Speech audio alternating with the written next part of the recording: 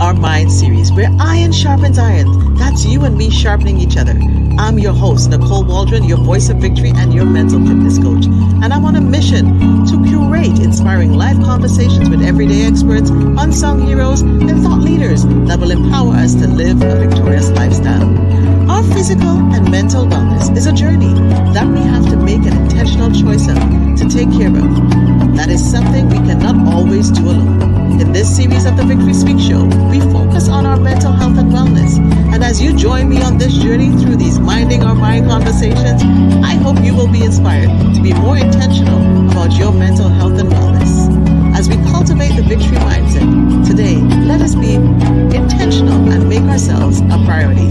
As we take one step daily, mindfully, we can improve our lives for the better. I invite you to get a nice drink, sit back, get a snack, grab a notepad, as you just never know when a wisdom key can be dropped. Please share this with your friends and get ready to engage with us.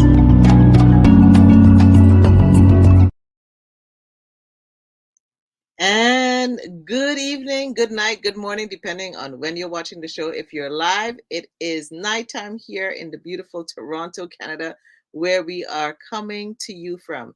So now, listen, I am not going to even waste a moment of this time that we have here today because it's just too precious. I am Nicole Waldron, your voice of victory and your mental fitness show, and I'm so glad that you are joining me here tonight for the Minding Our Mind series. And I have two amazing individuals. You know, it's Women's History Month here. It's in March, so we're taping this in March. And you know, March, these two women, let me tell you, they have been making history, not just nationally, they're making history internationally.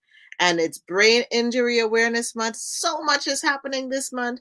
We celebrated, we loved on each other. But as we were winding down this month, I found who could I better bring to help me wind down this week, this month. And it's Stacy-Ann Buchanan and Dr. Natasha Williams. Let me tell you, they are the hosts of the Blind Stigma Podcast, but they are that and so much more. They are supercalifragilisticexpialidocious.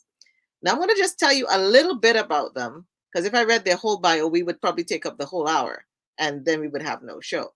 So Dr. Natasha Williams is an award-winning radical self-care and leadership expert, clinical psychologist, author, and speaker, and she is the past chair of the board of directors at Women's Health and Women's Hand here in Toronto, a community health center for Black women of color. She's a guest facilitator trainer with CAMH in topics such as culturally adapting cognitive behavioral therapy, some of you know it as CBT, for the English-speaking Caribbean community, and motivational interviewing. She's a specialist in that field. Dr. Williams is a clinical director of the Allied Psychological Services, and she is the current president of the Association of Black Psychologists. And joining her is Stacy-Ann Buchanan. Her impact, let me tell you, entrepreneurial work ethic and achievements have led her to being selected as one of the 100 Black women to watch in Canada and 100 to 150 Black women making Canada better. Listen, and she's landed TED Talks. She fulfilled the dream, let me tell you. She self-directed and self-funded award-winning documentary, The Blind Stigma, and you're going to learn a little bit about that. If you haven't seen it, well, we're going to have to ask her when she's going to bring it back. And she's made Canadian history when it debuted as the first documentary produced in Canada that takes an in-depth look at how mental health is perceived within the Black community, and cemented her career as a documentary filmmaker. Now, ladies and gentlemen, welcome to the Victory Speak virtual stage, Stacy-Ann Buchanan and Dr. Natasha Williams. How are you ladies doing today? Doing great. Thank you. I'm doing great. Thank you for asking. How are you? You know what? I am good. I got a little rest. It's been a busy time, but I got a little rest because I knew I had to be sharp and on the button here for the whippersnappers here today. So, I just mentioned a little bit about you, Stacy-Ann. If someone was to ask you, if you could tell us a little more about you, tell us, who is Stacy-Ann Buchanan? Every time I get asked that question, you think that you should know, but like I'm ever evolving. Yes. I'm ever growing, and who I was last month or even the last year is not who I still a part of me, but I have this mindset and this eagerness to continuously grow and to learn. Mental health advocate, TEDx speaker, filmmaker, actress, mother, daughter, everything. But most importantly, a child of God, a Mm. woman who is walking in her purpose, and one who encourages others along the way, and most importantly, is somebody that extends kindness, because the world really needs it, and you never know who just needs that kindness. So, yeah, great I love question. I love it. I love it because so many I love that you added the essence of who Stacey Ann is because that is who you are. Dr. Natasha. Who is Dr. Natasha Williams? Yes. So, first of all, thank you for having both of us here on this platform, first and foremost. And it's such a loaded question. And I think because typically people will start off with their profession, Mm-hmm. and that seems to be sort of their first and defining, space. Um, I tend to start with I am a vessel of God's purpose. Ah, I have to start there because it's through my profession and the training and stuff like that that I've been able to be used as a vessel for God's glory. So if I don't start there, I don't acknowledge the one who has, my Lord and Savior, who's the one that has provided me with the gifts and tools to be able to practice in my profession. And I love what Stacy-Ann said in terms of the person that you were, last month or whatever is not necessarily the person that you are today. Because I can sit and say, I'm an international speaker, I'm a clinical psychologist, I'm one of the founding directors of Allied Psychological Services in Toronto. I'm a trainer, a facilitator. I teach. So I'm a professor. So I mean, a researcher. There's so many things that I say that I am, but I also like to encompass all of that by saying, with the gifts and talents that God has given me, at the end of the day, I want to be, and I continue to be a healer. It's through all of those platforms that I can be used in several ways to impart my wisdom and to impart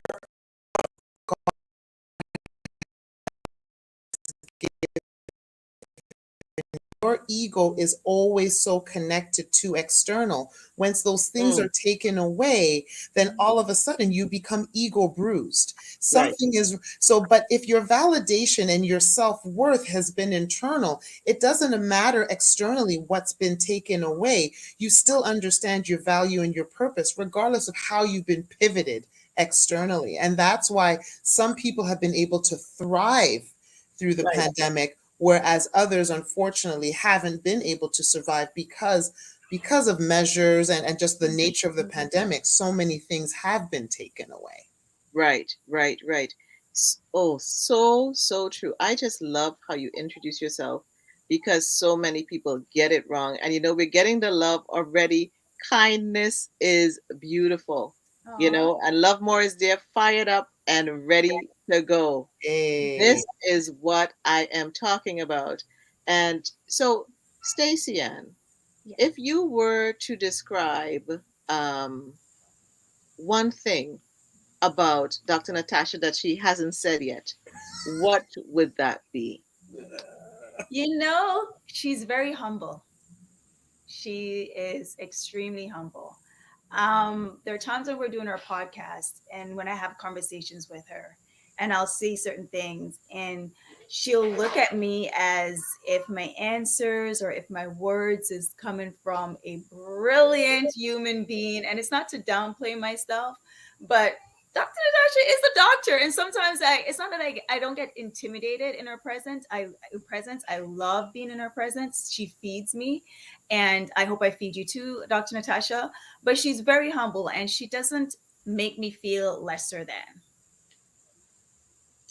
I so love that. That was so quick and precise. Right? I know. And I also want to say something too. The people that are doing the work and doing the work for the work and not for the applause Mm. are some of the most humblest human beings you'll ever meet in your life. Right. Because with Dr. Natasha is one of those people. They make you feel seen, and they make you feel heard. They don't diminish you. They don't make you Mhm. feel small. They don't make it seem like, oh, I have this and I have that, and try to make you feel smaller than they are. They see you. They uplift you. And those are the most humblest human beings you'll meet, because they are doing the work that they Yes. are supposed to do. They're doing it for the work, not for the applause. Mm. Ooh, she's bringing it hot and live. Well, Dr. Natasha, you're on the hot spot now. How Right? would you bring out say something to Stacy-Ann? You're My the goodness.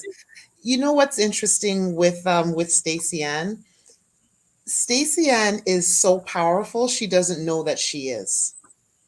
And that to me is, and I think where I've seen Stacy-Ann over the years, I've just seen her elevate to such levels and bring forth her whole self in the work unapologetically, because it doesn't matter about status or anything of that nature. To me, there is more than enough space at the table for everyone to bring their gifts and talents, and Stacy-Ann is so multi-talented.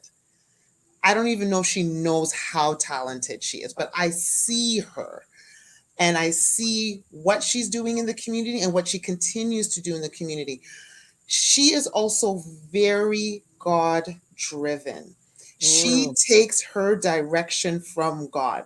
She called me for the Blind Stigma podcast initially, and she's like, God, I really felt that God told me to do this. I did not have to blink because I know she's a child of God. So I know Mm. if God has said it to her, it's time to go. Let's do this. And the thing is that she uses that God-given wisdom with, wisdom and discernment as well. So Yes. it's not like she just gets something overarching and then it's scattered. Everything that flows through her through spirit is also very calculated, organized, well driven. And she's also a person, I don't know if she knows, if she recognizes this, she gets the vision, but you know how I believe it was Martin Luther King who mentioned, you don't have to see the whole staircase, you just take a step. Mm-hmm. She may not see the whole staircase, but she is more than willing to take the step. And she's like, God will provide. I mean, that's how even the Blind Stigma, not even the podcast, the documentary even came to be. So she didn't see the whole vision, because a lot of times if you're waiting for the money needs to come in this and this and Yes. that documentary would still be an idea.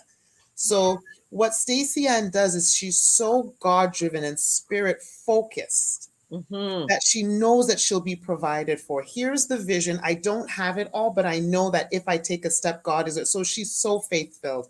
I really hope that she understands and knows that. Thank you See? so And much. this is why it's so important that I did that, because, especially we don't recognize or always realize what we see in each other, and we need to hear it. And that gratitude, that love, that appreciation is nourishment to our brain. It is nourishment to our spirit and nourishment to our soul. And it makes me, how did the two of you meet? Oh my gosh. How, We met did when we I meet was through the in Blind Stigma documentary. documentary? Okay. Yeah, and someone referred her to me saying this is a psychologist, this is a doctor that you should have on your documentary. And I reached out to Dr. Natasha, Yeah, and and yeah, I heard what she was doing, and from the minute she said it, I'm like, and again, it was like it's a blind email. It's like, Yes. hi, my name is Stacy-Ann Buchanan. Yes. I'm like, okay. But what's interesting is that again, God will give you wisdom and discernment in terms of what to ignore and what to pursue, Mm. right? So the minute she said what she was doing, I'm like, this needs to happen, and I'm more than happy to put my name, my energy, my experience into this documentary. So that's how we initially met. yeah, It's so interesting. My mind is going in different places. I've thrown all the questions I had out the door. um, because you think about it, and I mean, no, Stacey, and in your TED talk, you said, you wanted to do a TED talk, and there you were, and you put some things down, and it's being intentional, and it's having the vision, and you called her, a visionary, and that's for me, that's the V in victory. It's having the vision, and the I is being intentional, and so I even think about just the two of you have been on my hemisphere for years, and then I said, one day I have to meet this Stacy-Ann, and one day I have to meet this Dr. Natasha. And then my first encounter really with Dr. Natasha was when, during COVID, when Akwatu Kente was doing the the Black scientists, and you were. Yes, that plenary, Yes. that I panel. was like, Yes. look at that. And then Stacy-Ann started popping up.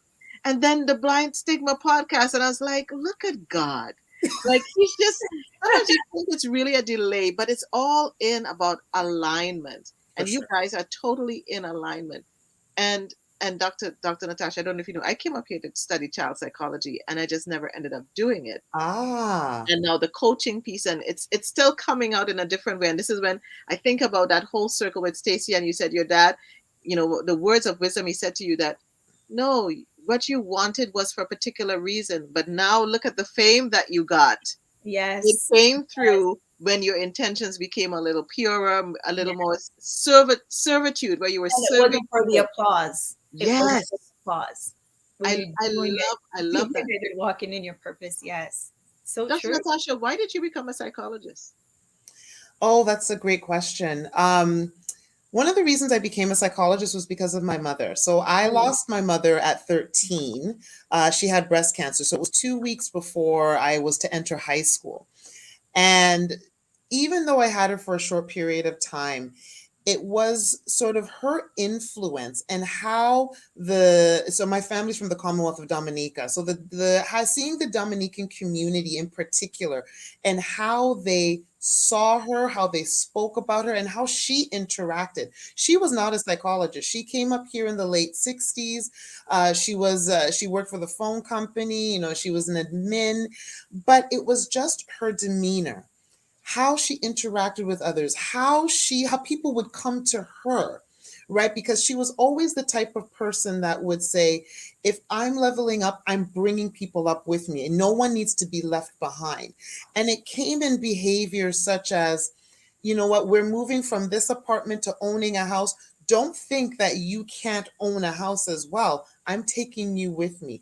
If it means I'm going to help you with the down payment, we are all going to own our homes. And she would go with family, friends, and family, and would scour houses and saying, there's yours right there. There's your, so it was just that spirit and that energy and how people really, really spoke about her.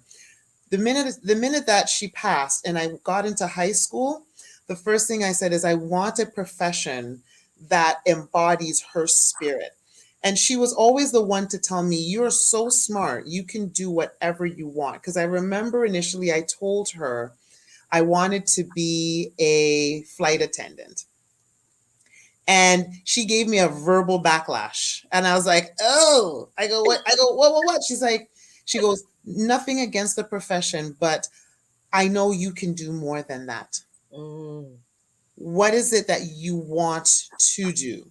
Right? In her eyes, she's like, first of all, I didn't raise no glorified maid. I was like, okay. but she's like, no. She goes, because I used to do a lot of public speaking, and through mhm. public school, you'd have public speaking contests and those kinds of things. And I was very fortunate to win those contests, and she would actually come to the contests with me. So she would see me speak and stuff. She goes, you are groomed for a lot, figure out what you want to be. So entered high school, and my trajectory has been straight ever since. But Wow. initially, as you mentioned, Nicole, I wanted to do child psychology as well. So when I entered my undergrad, I wanted to do child psychology. And then it's a special skill, first and foremost.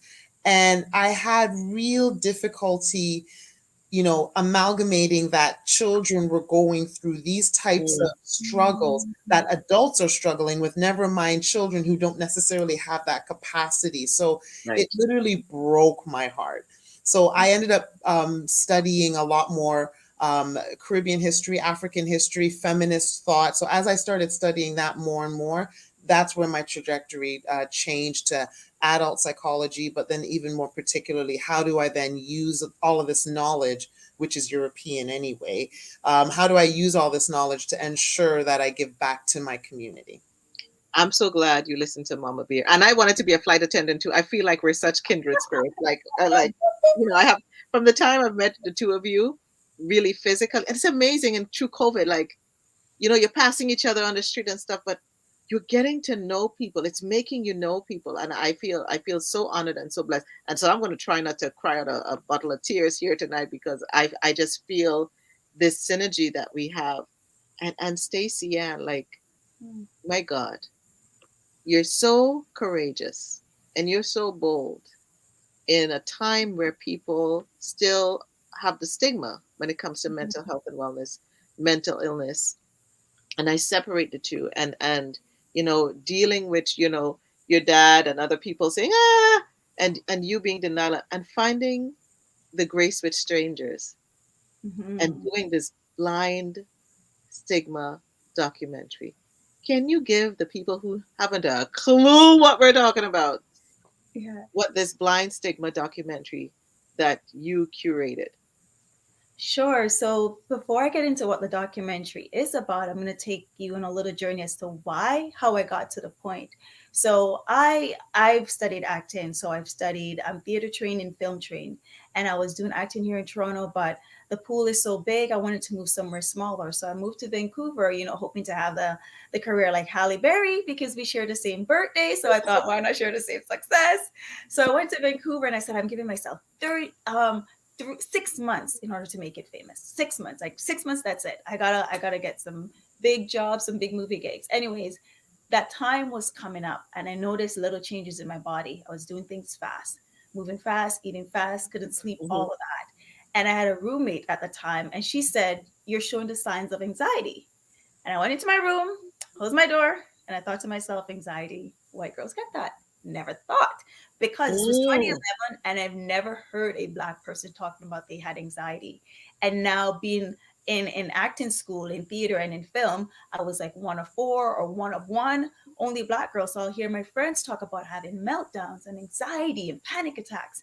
And these are conversations that I can never bring home to my Rastafarian Jamaican dad. You don't talk like that at home, right? So I just always associated it with something that white girls go through. Um, I did end up checking myself in the hospital. They run a bunch of tests and it came back that I did have anxiety. I was prescribed Valium. I looked at the prescriptions and remember the scene in acting class where Valium was used for the crazy person. So I was like, they're telling me I'm crazy. Hmm. Stop taking it. I thought I beat my anxiety for a week, but then it came back. It was so bad. I was stuck with heart monitors. I was on um, the the treadmill, all of that stuff. And I decided I had to come back home because even though I'd made lifelong friends in Vancouver, I needed family. The thought of coming back home to Toronto as a quote unquote loser and not accomplishing my dreams spiraled that anxiety and depression. And so there's a depression that we know of, the ones where the blinds were closed. I wasn't picking up Hmm. my phone. Um, I wasn't talking to anybody. I wasn't washing the dishes. I was either eating myself silly or not eating at all, not showering for days and not brushing my teeth. We know that anxiety, that depression that puts us in that dark hole. But then there's the other version where it's the smiling depression where I was going out, I was partying, my hair was laid, my makeup was done. I was doing all of this because I knew I was ill on the inside. And so I tried to mask it with a facade of happiness, on Mm. the outside. But I was slowly dying. And I remember the only person that I trusted at the time was my dad. Went to him, talked to him a couple times. He said, drink some tea and read your Bible.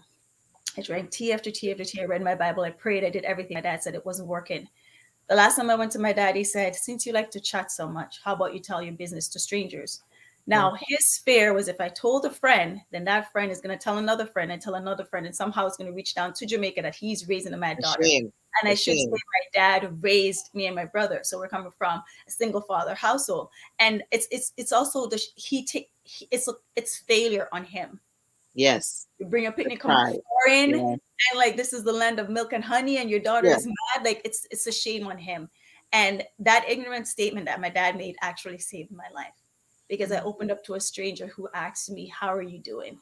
And just those words, that's all I needed because I started letting out everything. Feeling like the immigrant child, feeling like Yes. I have so much on my plate. Like I need to get a house, I need to have a car, I need to have a husband, I need to have all of this to seem successful. I have to make my family in Jamaica proud. I have to make everybody proud, not thinking about myself. The Just thinking pressure. The pressure. The pressure. sure. The pressure. And then I'm gonna wrap it up. But long story short, I decided I was gonna do an event called the Mystic Effect. And I was gonna do this, and I'm not gonna use anybody famous in Toronto. So it's gonna be underdogs. And I'm going to do this event. It's going to encompass music, poetry, dance, fashion, and film. It's going to embody all the elements of art. And that show was supposed to be my way out. So after that show, I was going to end my life. Everybody who showed up at that show that said, Stacy-Ann, you have to do the show again, saved my life without even knowing it. I decided I was going to do the show again, but this time I'm going to create a production company for the next year. Pause right there. like Selah right there. Because it is so important that people hear the importance of speaking affirmation to others. Don't assume because you see somebody, because most people say, oh, she's big and she does this and she did a show on stage, and they keep it all inside. You just said quite brilliantly that you were ready to say, I don't want to be here anymore. I don't feel the value. I can't take it anymore. The pain was too much. It was too much. It was too much. And there were voices, people who came and reaffirmed your need to be here and spoke to your soul and your spirit and to your heart. And so I want people to hear how important that is. Do not let a day go by and not speak life into someone. Okay, unpause, keep going. That's why I talk about the importance of my journey of being kind. Because you never know what a person is going through and what a kind word. And the strong Black woman thing and the strong thing. Yes. Yeah. Let's break that stigma tonight. Right. And so when that after the next year, when I wanted to create my production company now, people were talking and saying, who is this Stacy-Ann Buchanan? Where does she come from? Not knowing that it takes 10 years to be an overnight success. And here's the thing about us human beings. We could have 50 million people giving you all the love in the world and 2 people giving you negative reviews or saying something negative, and you focus on the little negativity, not focusing on the love. And so I was focusing on the negativity. And I went to my parents and I said, why were people saying this? Like I wasn't supposed to be here. I wasn't like, why are they saying this? I went through hell, literally, and my dad said, there are 2 things in life that you can never control: what someone says about you and what someone thinks about you. Somebody write that in the chat. Write that in the chat. You can only control your reaction. And so the Blind Stigma was a reaction. I wanted to write a book originally to let people know my journey with mental health. But I said, you know what? I'm going to do a documentary, and I'm not going to make it about my story, because I want people to know that this is not just about me. There has to be other Black people that have gone through mental illness. And so at the time, people were not talking about it online. This was 2013. Yes. Now, so people are not talking about it. We're there. And very few people are open about it. And so I found 2 young ladies, Pollyanna Reed and Siobhan John, that were vocal about it. And I reached out to them and they said yes. Lisa Gibson, I met her at an event, and we were both lost trying to find our cars in the parking lot. And then I told her what I was doing. And this was like a year before, and then we reconnected again. And she shared her story with me, 2 Black women in an elevator sharing their story of pain. And she said, yes, I would love to be a part of your documentary. It was hard to find a Black man, but a Black man needed to be in the documentary. So even though I had friends that have gone through it, they were not willing to come on camera, but Freddie King stepped up and he came and he shared his story. I wanted to show the different spectrum of mental health in the Black community. So, we often think that, we can go to a doctor to see physical ailments, but when it comes to our mental health, no. Right. So I wanted to show that, because if there's a doctor for your physical being to help you, then there should be a doctor for your well-being as well. Right. And that's where Dr. Natasha came on board. And I had my pastor on board, because I wanted to show those 2 spectrum. Because when it comes to mental health, it's like, go to church. And I'm not denouncing your spirituality or what you believe in. But at what point can we say, no, this needs more. This is the intervention from God, and we need to take this to the doctor, the people that are here to help. And so I've got people on the streets of Toronto to share their thoughts on how mental health is viewed in the Black community. And what was important for me to do this, and Dr. Natasha said it, I had no money, but I'm not waiting for nobody's money. I am doing it. So I had a credit card and I did it, because God said you have to move. And I always say, if God gives you the vision, He's going to provide the people and the tools to execute the plan. Give her some flowers in the chat, people. Give her some flowers in the chat. I trusted Him, and everything came to board. Now, when I got everything together, I wanted to get a director because I said, I don't know how to direct. I can't do this. But the director said that he doesn't think the documentary will do well because this is Toronto. So we need to focus on different races, on all different races. We can't just do Black people, and Black people don't support Black people. So it's going to be a fail. And I just like, no. I am going to listen to God on this one. So I remember, even though he said that, and I was like, no, I was kind of getting distraught because I was thinking, you're really good at what you do, so you should be right. And even though I was kind of like, no, I'm going to listen to God, but still I was just like, part of me was just like, maybe not. But my dad called me and he's like, how's the documentary going? And I just said, Daddy, I don't think I'm going to do the documentary. You know, Right. Black people don't support Black people. Oh, I think Stacy-Ann froze. Oh dear. So, Dr. Natasha, when we wait for Stacy-Ann to unfreeze herself, you know, Stacy-Ann said something about, you know, the negative thoughts that were coming in.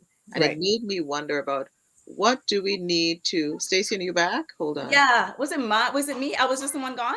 Yeah, you just froze temporarily, because don't worry, it's all good. Listen, beloved, it's all good. Okay, I don't know. So what did Daddy was telling you something?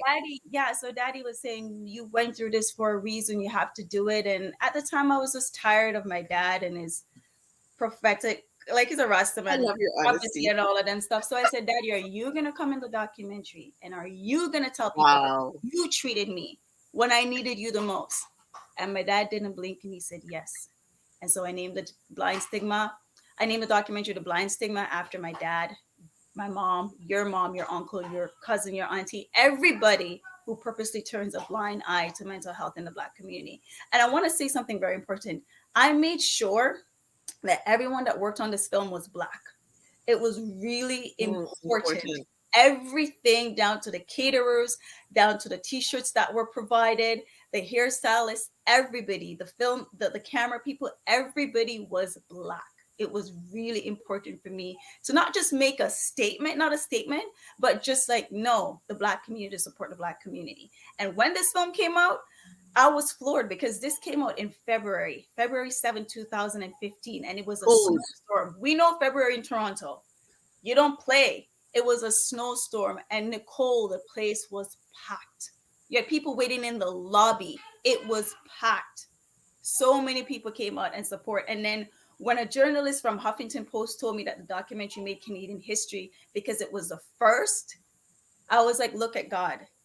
So you see, when God tells you to do something, and let me tell you something, when you will know it's God, you'll be uncomfortable. You're the food that you love to eat. Like I just had some saltfish and dumpling. It will start taste like fries. It will just start taste the food. You won't even sleep. You can't sleep because God wants you to get up and move. And he's going to talk to you in the way that you communicate a lot. So if you love to go on Instagram or social media, you'll start seeing quotes that pop up. Yes. The same thing that he told you to do. First thing in the morning, if you jump on social media, you didn't even say your prayer yet. You talk you through that first quote. I'm telling you, the first quote that you see, he's going to talk to you. You're going to be listening to the radio, listen to some song, and all of a sudden the words are going to come. The medium that you love the best to communicate, God is going to communicate through those words. He's going to make you uncomfortable because he knows this is what you need to do. I love that, what you said. He will make you uncomfortable. Yes. And we got Emily Mills on the line here. Love your wisdom and faith testimony. And you know what? I would love to know when we're going to redo a showing of the Blind Stigma. You stay there and think about that, because we're going to be doing that rebroadcast of the Blind Stigma. Yes. And, Dr. Natasha, two things that there's several things that Stacy-Ann said that stuck out to me. But one of the things when she talked about being, the negative thoughts that, people give us positive affirmations all day, and just those two negative things that come to you, it sits in us. What is happening in our brains and in ourselves when that occurs? And how can we get through that? Yes. So what's very interesting with that is that when we are in a space of depression, anxiety, those types of that type of negative sort of feeling, what happens is that we look for what we call schema consistent versus schema inconsistent information. What that means is Mm, that if I'm in this place where I'm feeling low, feeling down, a lot of times we see things very tunnel visioned, which means what we end up filtering is information that is consistent with how we feel. So we call that now schema consistent. So it's very easy to filter out anything positive because it's not congruent with how we're currently feeling.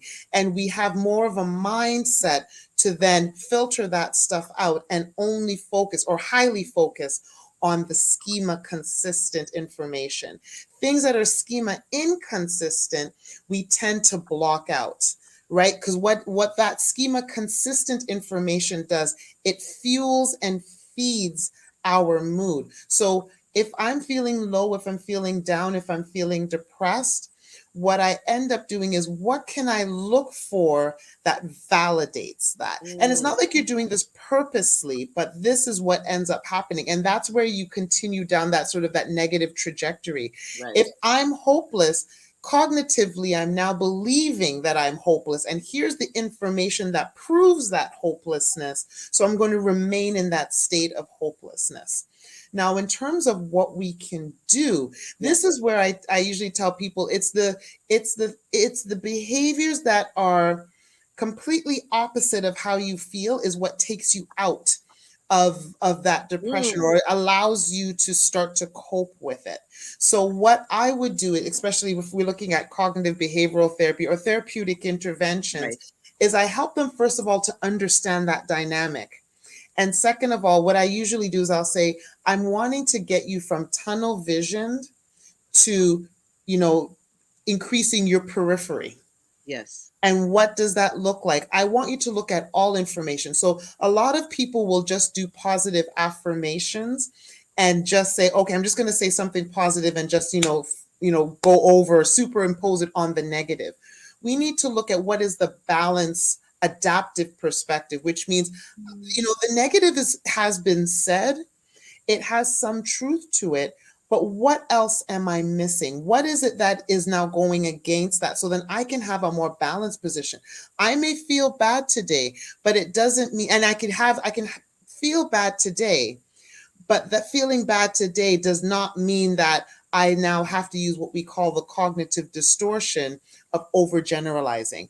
I'm a stupid person. No, maybe I've made a mistake Right. versus overgeneralizing it and saying that I'm a stupid person. So it's being able to educate the individual in terms of what is the mechanism that's going on cognitively. And then what we do is how do we then find evidence to start refuting that? And it's not about, again, just filling it with positive. A lot of times we're blocking out information that's already there. So being able, for example, to highlight some of the 10 positive things that had happened, what it does, it reduces the intensity of the negativity because Yes. now you're bringing in a lot more information that actually refutes some of that stuff. Mm. I can still understand that there's negative stuff, but it doesn't have as much weight, as much And power. much power. We have to do a show just on cognitive behavioral therapy because you are the expert. And the only reason, listen, the only one regret, I'm going to go to the stigma, that stigma just now. The regret I have of knowing you, and let me tell you that regret of knowing you. You can't be my doctor. Darn it. You can't be my therapist. I Darn it. know. Darn it. You can't be my therapist, but she could be yours. For those who are listening live and on the replay, Yeah. Dr. Natasha Williams could be your therapist because she can't be mine because now she knows me. Darn it. This is what I'm saying. It's Stacy-Ann, but this is how she can be my therapist on the show here. There So you let's talk go. about the stigma now. Yeah. Because Stacy-Ann alluded to the stigma. We all know about the stigma. And she's been brave, she's been bold, she's been brash, Right. she's been beautiful, all at the same time. Now, what are some of the things you think that we can do to break some of the stigma around mental health and illness and wellness? Yeah. What we're doing right now, the conversations that we're having, we need to have more positive conversations around it. And then when I say positive, the language has to be welcoming because the language around mental illness in our community is it doesn't make you want to come forward. you're mad, you're crazy. Like it's just all of these that makes you so Eliminate. scared, yes, to even come forward. And the shame is the biggest thing, is shame. And we also think that we're the only ones that's Mhm. going through this, right? And the shame and the secrecy, and it just boils up. And so we create this world where we just shove it under the Mhm. rug. It's this dust that's been shoved under there for centuries. It's the big elephant in the room that we never address. And like Dr. Natasha Williams has taught me, it is the number one silent killer in our community, is mental illness. And it's because it's that veil of shame that we wear, and we just don't want to talk about it because we say that we're the only one. So Mhm. when you refer to me as brave, I like to always ask people, what do you think a person who struggles with mental illness or struggled with look like? They look like me. I was Mhm. suicidal.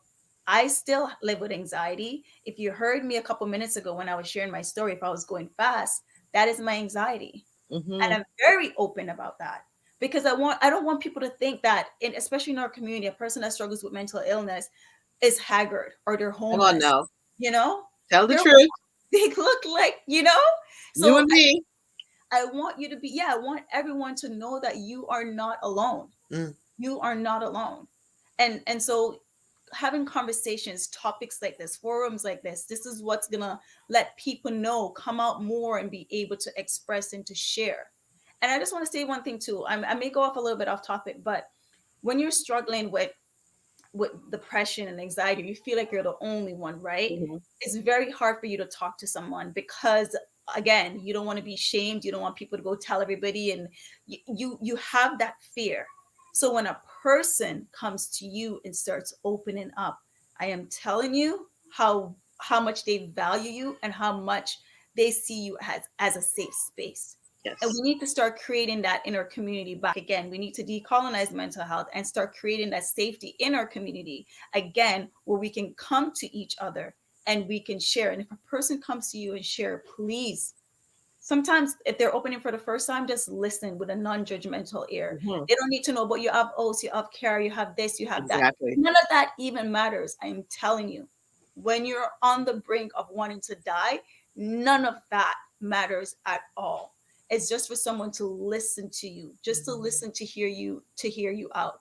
And when they consider you a safe space doesn't mean that you go tell Tom, Dick, or Harry, or Mary Jane.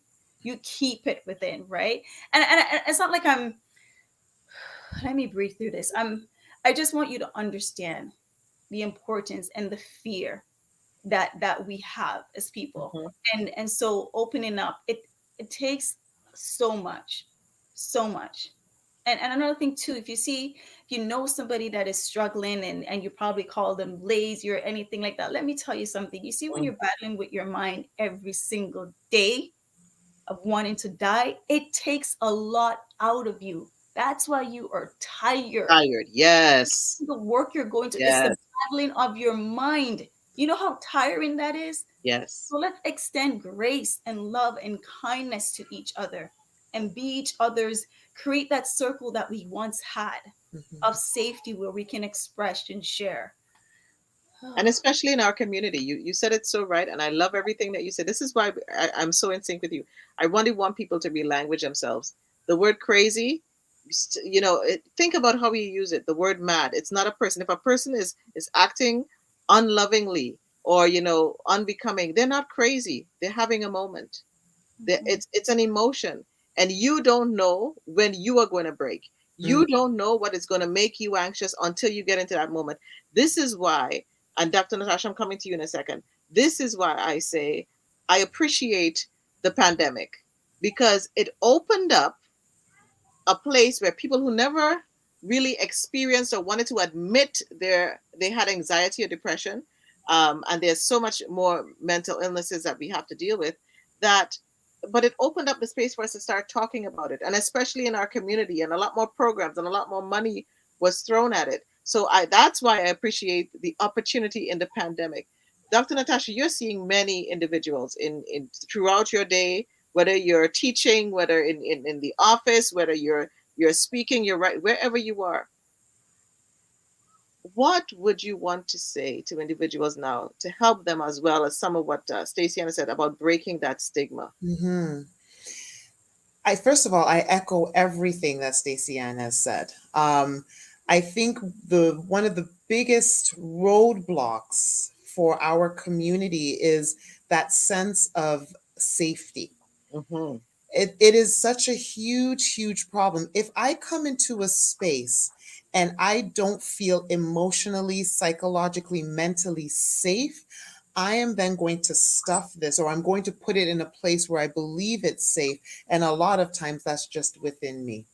I refuse to share it because I don't feel safe. And I always talk about that in my clinical settings as well. Like when I'm sitting down with a client doing psychotherapy or whatever, it is of the utmost importance that I've created a safe space that they can bring their whole self in, right? Without judgment. The minute I believe I'm going to be judged, it now does not, it creates a place that is no longer safe. Mm-hmm. The other thing in terms of the stigma that I wanted to touch upon as well is that the stigma in particularly in the Black community is generational. Yes. Right. So what ends up happening is, and it's something that Stacy-Ann alluded to, it's that it's not just about the person, it's about the person's parents, and how is it seen by that person and seen by that generation, or seen by, the siblings, whatever. If you're mad or crazy, that means the whole family must have it Come too. on now. So something is wrong with your mother, your father, your sister, your brother, your auntie. Like there's something wrong with everybody. So having that difficulty with being able to share, what ends up happening is that, again, what happens is that you have this multi-generational sense of shame, right? And the thing is, it impacts the ability to come forward, because a lot of times what we end up doing is we're so worried about how we are perceived. Mm-hmm. Right? What mask are we wearing on this consistent basis that I need to bring forward? That mask is going to be torn or tainted or whatever if someone finds out that my sister, auntie, cousin, is suffering from a mental illness.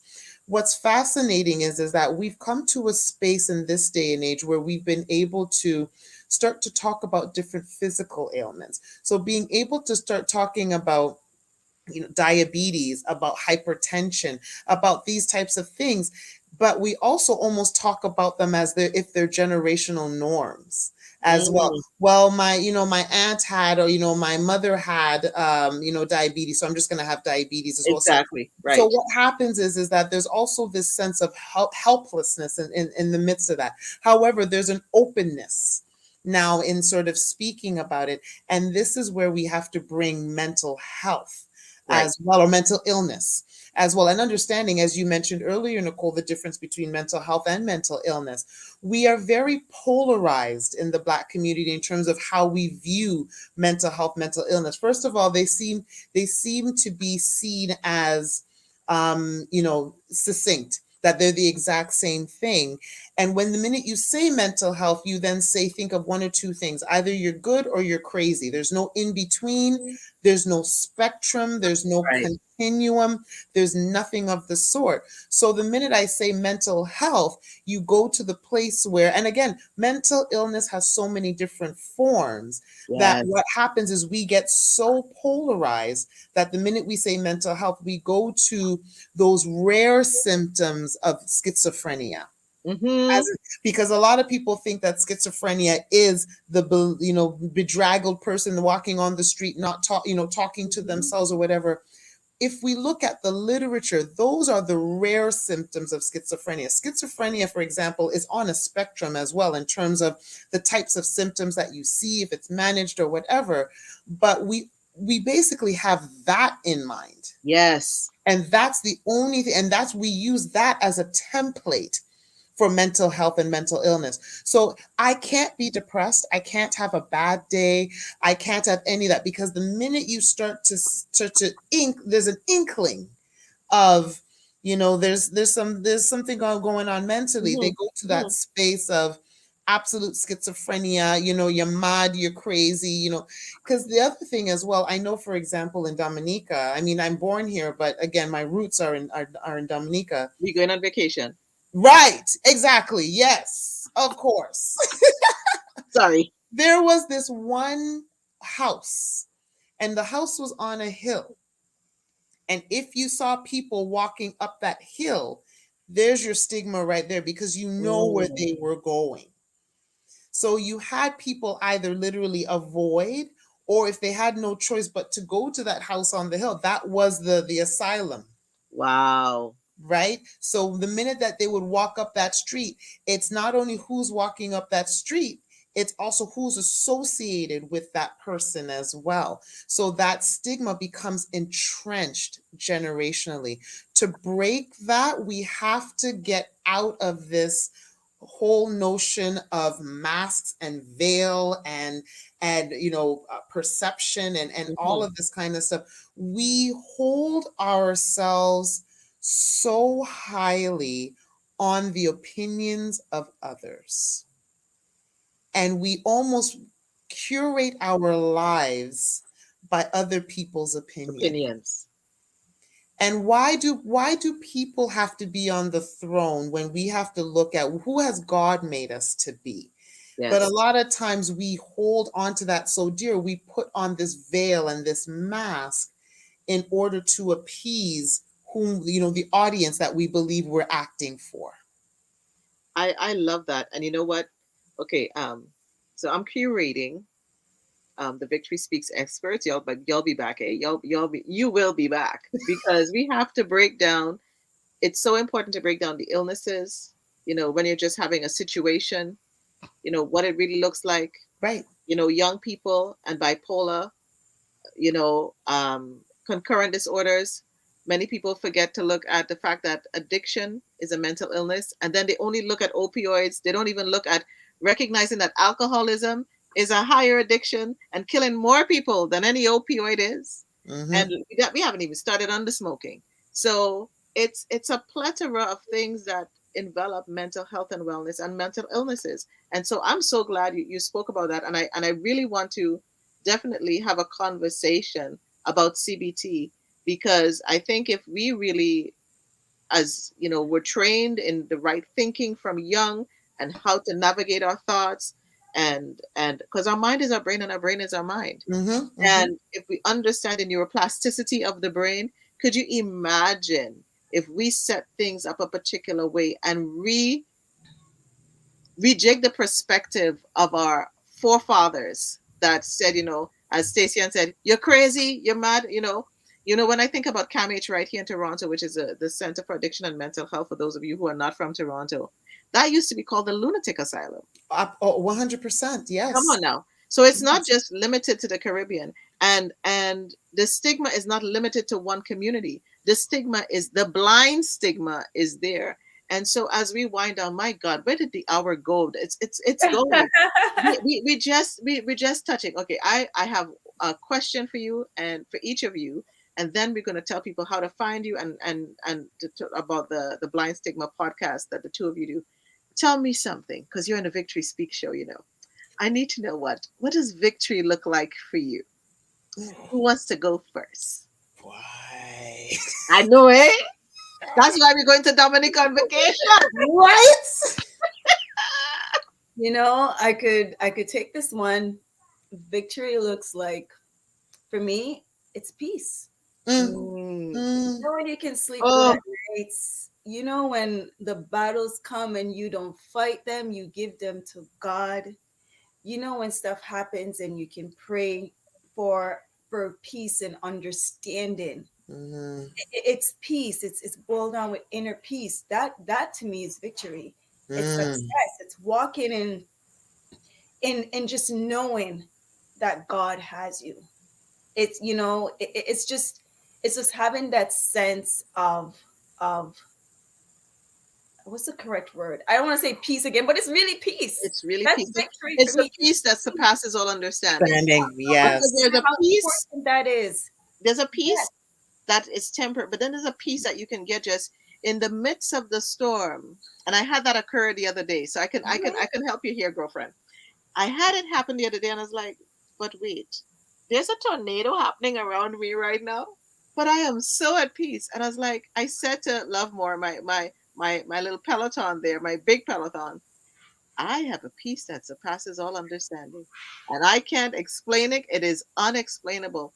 And they have said, and I try to remember who it was that said, if anybody comes to steal my peace, they're gone. Right. They are out the door. So victory is peace. Mm. And okay, so what is victory for you, Dr. Natasha? Boy, I know. I know because there's plenty words that are going through my head, and that's the thing, right? Victory for me is I use the word flight, soar, elevate. Ooh. And the reason I use that is because I don't think you can have true victory if you feel or you have been stifled. So once you're able to get that peace and understand that you are walking in your purpose, you begin to soar, you begin to fly, you begin to elevate. And as you soar and elevate, you realize what you were mentioning, Nicole, those people have to fall back. Those people that were that were sort of holding at your coattails or trying to use you Come or on trying now. to whatever, they have to drop off because they no longer serve you. And whoever will be part of your circle will soar with you. So this is where flight comes in, and contentment, because I'm content in knowing that I'm walking in my purpose. So that's where victory comes from. Ooh, those were two victorious answers. Like people in the chat put what victory means to you. And look, Dr. Chrissy is on the line here. Yes, indeed, Nicole. This is an excellent conversation. Thank you, Dr. Natasha and Stacy-Ann. It truly is. I have to now figure out how I'm going to bring you, Dr. Chrissy, all of y'all on the same show. We're going to need 2 hours. Yay. Okay. We may just need a conference. We may just need a half-day conference. Forget the 2 hours. We're just going to need a half-day conference. You speak it into existence, Nicole. Listen, I want the TED Talk. I want to do I'm just going to call it out. I want to do the documentary for the caregivers. And Stacy, and let me tell you, you re-inspired me. This show re-inspired me to say, not to put off the fact that I don't have the resources. I know you were like just that word you said, and when you said you didn't have it, I'm like, you know what? I call my whole name. I call my whole self. Nicole, Karen, Virginia, Waldron. You are going to do this documentary, whatever it takes. And Dr. Chrissy, yes. This is excellent. Listen, Dr. Chrissy, and you know what I'm loving about this season? I promise you guys I wasn't going to cry. So I want to read it. It's how everybody in this like-minded, this gentleness, this way of talking about mental health is coming together. And so I really appreciate that. Now, folks, you're listening live and on the replay. It's Dr. Natasha Williams, Stacy-Ann Buchanan. You need to follow them. Dr. Natasha, tell people how they can find you. And if there's any last word you want to say, and then Stacy, and I'll come to you. Yes. So thank you. So many ways to follow me. You could start by my website, which is www.drnatashawilliams.com.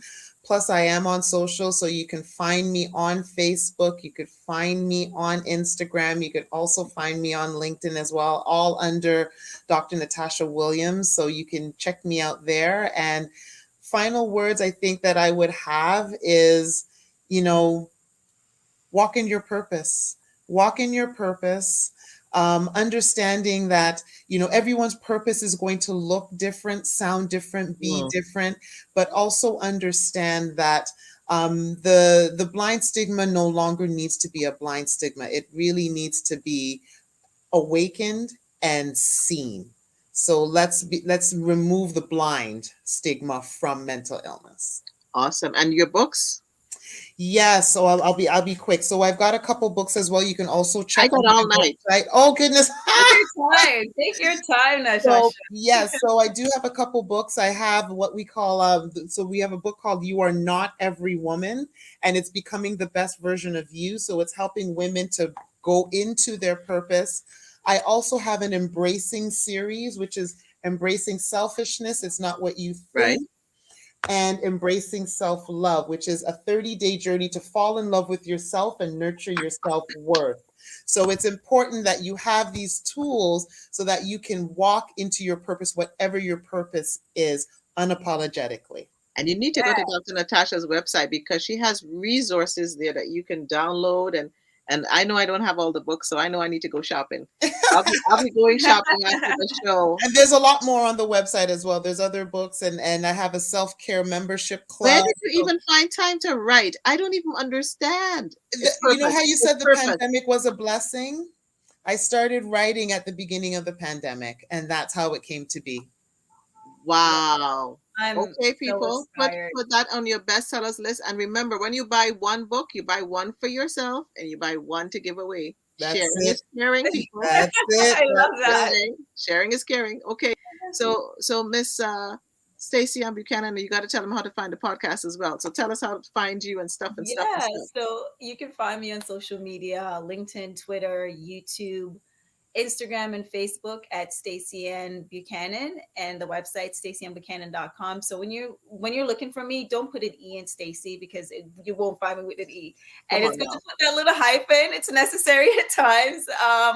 Our podcast is on all the major podcast platforms. It's on Apple, it's on Google, it's on Spotify, and it's also on YouTube. And you can also find it at theblindstigma.com. You can also view the 5-minute version of the film there. If you want to see the full version of the film, feel free to message me, send me a message, and I can definitely work that out with you. What else was that it, Nicole? Did you want me to So you know what I'm gonna do? What's next for you, Stacy-Ann? What's next? I'm actually writing a book too, and honestly, imposter syndrome has kicked me butt a couple of times. You just kicked it out the door tonight. Yeah, and I'm like, no, you're gone. And so I'm actually writing, and I'm hoping to finish at least this year. That is my goal. And so, yes, I'll have it out by the end of this year. So, yeah. But you have a good Peloton and Iron Sharpener with Dr. Natasha Williams. And let me tell you, go listen to the podcast. And I was honored to be invited as a guest. Listen, you guys are so fun, so much fun to be. And I was so nervous. I don't normally get, but I was so nervous because I knew I was coming before the champions in mental health. So I'll tell you now, I was so nervous, but it was so good. What? And Stacy-Ann, I'm gonna out us publicly here. I think we need to curate, if you're open to it, let's curate a night where we show the film and have a discussion. And Victory Speaks will host it. Whether we do it as a webinar or whatever, we're gonna pick a date and we're gonna do it because let's aim for May. Let's aim for May, Mental Awareness Month, and let's do it. Okay. And I also want to say one thought to leave you with. Just know that you're not alone. Please don't ever think that you are alone. You are not alone. Thank you so much, Dr. Natasha. Thank you so much, Stacy-Ann, for coming on, for sharing your truth. You're getting your flowers. You got your flowers. So many people tuned on. I know we had a challenge on Facebook. For some reason it cut out, but thank God we have more than one way. More than one way to watch the show. And you were able to put it on the YouTube was up and running. So we are good to go. Watch the replays. Tell your friends. Tell your families. It is so important that we take care of our mental health and wellness. Some of the last thoughts, phenomenal woman, phenomenal interview. Aren't they phenomenal? Thank you. What inspiring woman. Thank you for standing tall and making a difference. And you're making a difference. And I hope that you remember this moment and it becomes one of your victory moments. So when you feel that imposter sticking up in you, you can say, hey, no, remember that day on March 30th, 2022. I was not just validated by my community, but I was reminded of my purpose. My friends, thank you for tuning into the Victory Speak show. And, you can watch us anytime you want on the Victory Speaks YouTube channel on Victory Speaks 7.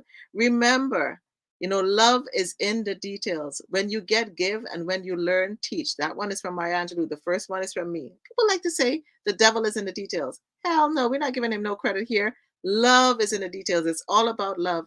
Every day, remind yourself to have an inspired conversation with someone you love, with someone you meet today or you've met along the way. Your conversations can be inspired by your truth, your love, your story. Make sure they're meaningful, and they can even start with a smile, even behind the mask.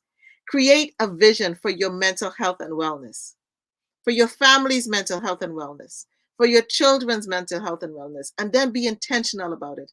Cultivate it, let it grow, and see that when you have that vision and you write it and you make it plain, it will transform your life for the better.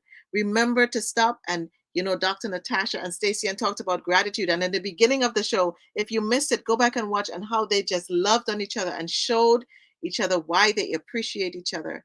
And it will restore you. It will restore your soul. It will restore your spirit. But in order to walk in victory, you need to yield to the process. Yield to the process so that you walk in the best you can be. You know how to find me, Twitter and Instagram, Victory Speaks 7. We're keeping it simple. YouTube, Victory Speaks 7. Facebook is a little odd. Victory Speaks 77. On Tuesday nights, I am on Clubhouse with Danny Stone, Dr. Vibe Chander, and Love More. We are on at 7 o'clock. And, you can check out the Victory Speak Minding Your Mind podcast. It's on anywhere you can listen to podcasts. And this show will be on audio format. And there's also the Victory Mindset podcast. So, my friends, thank you for tuning in. Stay blessed and see you next time.